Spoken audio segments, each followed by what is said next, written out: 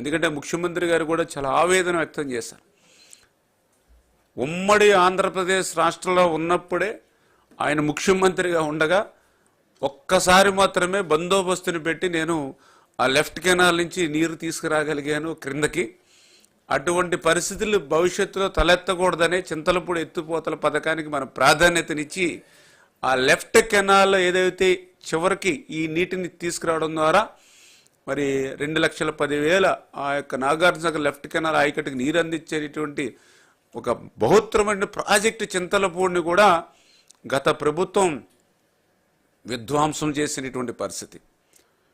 ఎందుకంటే ఆ రోజు పోలవరం ప్రాజెక్టుతో పాటుగా చింతలపూడి కూడా మరి 2019లో ముందు ఆ ప్రాజెక్టు కూడా ముందుకెళ్తూ ఉంటే మరి ఆ రోజు ఉన్నటువంటి వైఎస్ఆర్సీపీ నాయకులు, ఆ కాంగ్రెస్ ఆ రోజు వట్టి వసంత్ కుమార్ వీళ్ళందరూ కూడా ఒక కుట్ర పన్ని మరి వాళ్ళు చింతలపూడి మీద వాళ్ళు కేసులేసి మరి 2022లో ఆ రోజు వైఎస్ఆర్సీపీ ప్రభుత్వంలో సుప్రీంకోర్టు 75 కోట్ల రూపాయలు చింతలపూడి ఎత్తిపోతల పథకం మీద ఈసీ క్లియరెన్స్ తీసుకోలేదని చెప్పి ఆ రోజు ఫైన్ విధించి మరి దాని మీద చాలా క్లియర్గా ఒక ఇచ్చారు 3 నెలల లోపల ఈసీ అనుమతులు తీసుకోమని.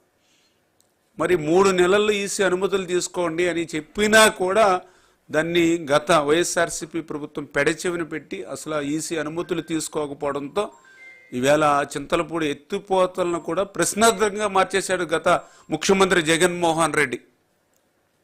ఎంత అన్యాయమో ఎంత దుర్మార్గమో చూడండి.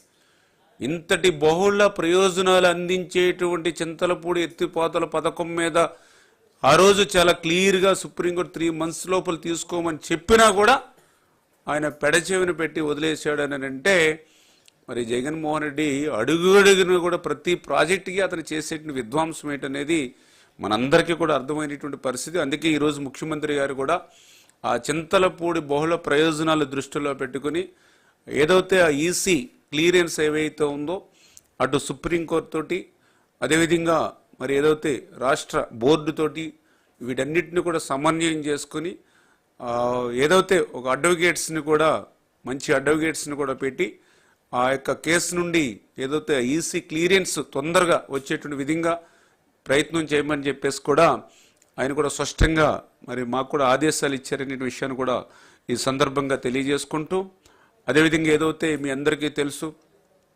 అత్యంత వెనుకబడినటువంటి ప్రాంతమైనటువంటి ప్రకాశం జిల్లాకు ఒక జీవనాడి వెలిగొండ ప్రాజెక్టు.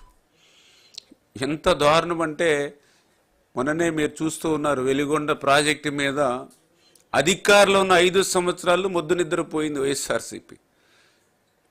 ఏదైతే మొన్న కూడా అవాస్తవాలు అసత్యాలు మాట్లాడుతున్నారు వెలిగొండ మీద.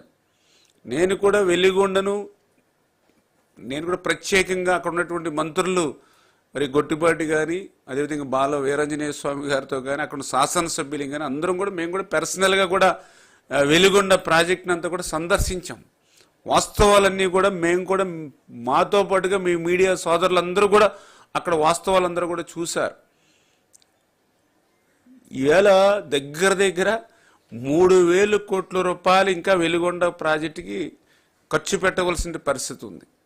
చంద్రబాబు నాయుడు గారు లాంటి వ్యక్తి కష్టపడితే మినిమం 2 years పడుతుంది వెలిగొండ జలాలు ఆ ఫలాలు అందాలంటే. చంద్రబాబు నాయుడు గారు లాంటి వ్యక్తి, జగన్మోహన్ రెడ్డి గారి వ్యక్తి అయితే ఇంకా అది ఎప్పుడు పూర్తవుతుందో తెలియదు. అది అంబటి రాంబాబు గారు అయితే ఆయనే చెప్తూ ఉంటాడు ఏ ప్రాజెక్ట్ ఎప్పుడు పూర్తవుతుందో మాకు ఎవరికి తెలియదు అని. అంచేత చంద్రబాబు నాయుడు గారు లాంటి వ్యక్తి 24/7 పనిచేసేటువంటి ముఖ్యమంత్రి చంద్రబాబు నాయుడు గారు లాంటి వ్యక్తి పని చేస్తే 2 years మినిమం పెట్టేటువంటి పరిస్థితి ఉంది అక్కడ ప్రాక్టికల్గా మేము చూస్తే.